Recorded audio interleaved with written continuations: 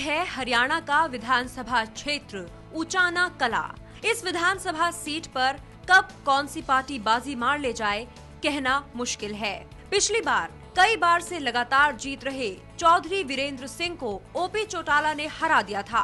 अब वीरेंद्र सिंह बीजेपी में शामिल हो गए हैं और इस बार उनकी पत्नी प्रेमलता यहां से चुनाव लड़ रही हैं।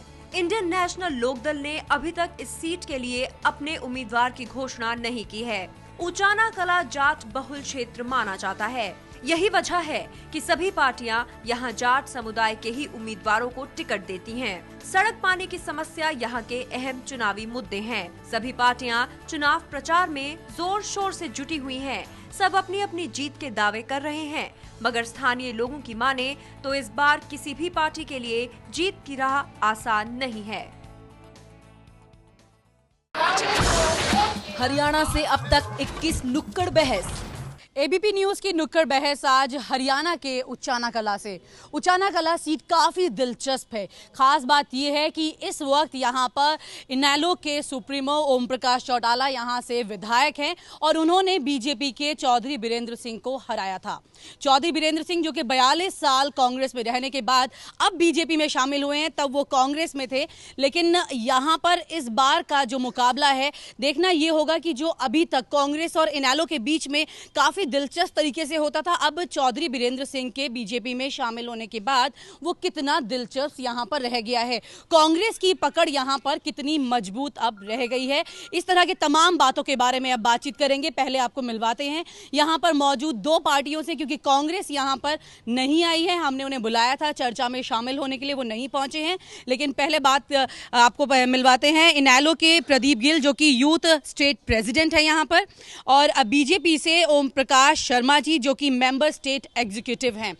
अभी बातचीत शुरू करते हैं कि यहाँ पर अगर खास तौर से बात की जाए कि इनेलो से शुरू करते हैं कि आपके यहाँ पर विधायक हैं, आपके सुप्रीमो जो हैं वो यहाँ से विधायक, ऐसे में इस बार क्योंकि इनेलो जो है 2 बार आई, कांग्रेस की पकड़ इस सीट पर काफ़ी मजबूत रही हमेशा, तो अभी क्या फ़ायदा देख रहे हैं उनके वीरेंद्र सिंह जो है उनके जाने के बाद? देखिए, ताज़ा भी बात बताऊं, दुष्यंत चौटाला जी का भी जो चुनाव था आपने देखा होगा, लोकसभा के अंदर भी इस हल्के ने लगभग 51,000 मतों से दुष्यंत चौटाला को भी जिता करके अपने पलकों पर बिठाने का काम किया। इस बार भी इंडियन नेशनल लोकदल की इस हल्के में भारी जीत होगी। तो आपको ये नहीं लगता है कि चौधरी वीरेंद्र सिंह जो कि कांग्रेस में थे तब उनसे टक्कर होती थी, अब बीजेपी में चले गए तो बीजेपी के साथ कड़ी टक्कर होने वाली है? देखिए, चौधरी वीरेंद्र सिंह ने जितनी बार भी मंत्री बने, बड़े बड़े पदों पर रहे, आज इस हल्के का आपने दौरा भी किया होगा, आपने देखा भी होगा कितना आपको इफेक्ट यहाँ नजर आया है। हरियाणा प्रदेश की जनता और यानी कि आप मुद्दों को टारगेट करने वाले हैं कि बीजेपी में शामिल हुए चौधरी वीरेंद्र सिंह ने काफी कुछ यहाँ नहीं किया है, ऐसा इस चर्चा में शुरू करेंगे। लेकिन पहले आपसे बात करते हैं कि बीजेपी को कितनी उम्मीदें हैं उनकी अपने साथ आने से? भारतीय जनता पार्टी को चौधरी वीरेंद्र सिंह के आने के पश्चात पूरे हरियाणा में बहुत ज़्यादा लाभ होने वाला है। वो एक राष्ट्रीय स्तर के नेता रहे हैं। तो उचाना में अब उनकी पत्नी जो हैं वो चुनाव लड़ने जा रही हैं, तो उसको लेकर के यहाँ की जनता का क्या रुख रहेगा, क्या नहीं? क्योंकि बड़ी कड़ी टक्कर है, पिछली बार वो खुद हारे थे। पत्नी के लिए कितनी मजबूती कर पाएंगे? उचाना में पहले वो 600 कुछ वोटों से यहाँ हारे थे। अब भारतीय जनता पार्टी के मिलने के पश्चात पूरे देश में भारतीय जनता पार्टी के पक्ष में एक वातावरण है। हरियाणा में भारतीय जनता पार्टी सरकार बनाने जा रही है और सरकार के उचाना में कितनी मजबूती है इस वक्त? उचाना में पूरी मजबूती है। निश्चित रूप से भारतीय जनता पार्टी का प्रत्याशी यहाँ से कमल का फूल खिलाकर ये बात सही है कि पिछले चुनाव में चौधरी वीरेंद्र सिंह और ओम प्रकाश चौटाला जो वोट थे उसमें महज कुछ 100 वोटों का अंतर था। इन महज 100 वोटों के अंतर को कितना और ज्यादा अंतर के तौर पर आप ला पाएंगे? मैं तो ये मानता हूं कि वीरेंद्र सिंह को स्वयं चुनाव लड़ना चाहिए था। क्यों इस सीट को छोड़ करके वो भागे, अब तक हमारे तो समझ में नहीं आया।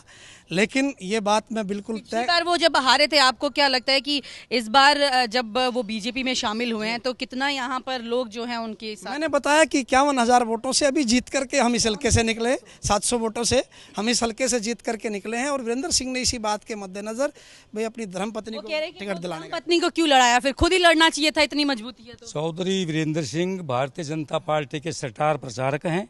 भारतीय जनता पार्टी जिस प्रकार से उनका कहीं से तो चुनाव लड़ते हैं, उन्होंने अभी तो डिक्लेयर ही नहीं किया उन्होंने डिक्लेयर किया है। अगर ओम प्रकाश जी चौटाला स्वयं यहाँ से चुनाव लड़ेंगे तो चौधरी वीरेंद्र सिंह उनके मुकाबले में भारतीय जनता पार्टी के प्रत्याशी के रूप में यहाँ आएंगे और विजयश्री ग्रहण करेंगे। और उनकी तो पत्नी की सीट हो गई है डिक्लेयर, उसका क्या करेंगे? कोई अंतर नहीं पड़ता इस बात से। उसको हटा के वो खुद आएंगे। भारतीय जनता पार्टी हाईकमान ने देखना है कि हमने कहां से कौन प्रत्याशी बदल भी सकते हैं, तो अगर बदल सकते हैं मतलब कि अभी क्योंकि इनेलो ने अपने पत्ते नहीं खोले हैं यहाँ पर, इनेलो अगर अपने पत्ते खोलती है तो उनका कहना है कि वो खुद आ जाएंगे मैदान में। देखिए, हमने तो अपने पत्ते खोल रखे हैं।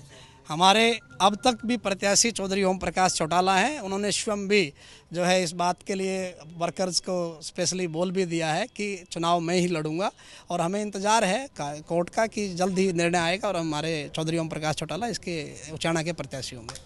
चलिए, कोर्ट के निर्णय पर यह फैसला निर्भर करता है। थोड़ी आम जनता से पूछते हैं कि ये बताइए कि आप लोगों को यहाँ पे नौकरी वोकरी को लेकर के क्या नजर आता है? हमारे क्षेत्र में कोई विकास नहीं हुआ, नौकरी के दूर दूर तक कोई बात ही नहीं है मैम जी। पिछले 10-20 सालों में हमारा क्षेत्र बहुत पिछड़ चुका है। क्या क्या कमी नजर आती है आपको अपने क्षेत्र में? सर, ये कमी पड़ी है जो सबसे बड़ी कमी है सुरक्षा को लेकर के। कांग्रेस सरकार सुरक्षा देने में बिल्कुल नाकामयाब रही है। आज किसी भी तरह की कोई सुरक्षा नहीं, किसी बच्चे चाना में आप लोग की महिलाएं जो हैं वो बाहर निकलने में दिक्कत होती है? बिल्कुल 100% दिक्कत है कांग्रेस सरकार में। इसमें 100% विफल रही है सुरक्षा देने में। तो किसी बच्चे की सुरक्षा नहीं, किसी लड़के की सुरक्षा नहीं, कोई किसी तरह की कोई सुविधा नहीं। यहाँ पर सुरक्षा का मुद्दा। अभी पार्टियों से ये पूछते हैं कि ये बताइए कि आपकी नजर में यहाँ के अहम मुद्दे कौन कौन से हैं? 3 मुद्दे बताइए। देखिए, अहम मुद्दा सबसे बड़ा शिक्षा का होता है, और यहाँ ना तो कोई कॉलेज है ना कोई टेक्निकल कॉलेज है। उसके साथ साथ दूसरा होता है चिकित्सा का। यहाँ पर कोई भी मेडिकल नहीं है, यहाँ पर किसी तरह की भी सुविधा आम जनमानस को ना सड़कों की है ना। यहाँ पर जो इस वक्त उचाना कला में अगर बात की जाए मुद्दों की, तो मुद्दे जो है कहीं ना कहीं हल्के में चले जाते हैं इस हल्के में, और राजनीति, क्योंकि बड़े नामों की राजनीति यहाँ पर होती है इस मैदान में, उनकी चर्चा जो है लोगों की ज़बान पर रहती है। और आज विधानसभा नुक्कड़ बहस यहाँ से इतनी ही। अगली नुक्कड़ बहस किसी और विधानसभा क्षेत्र।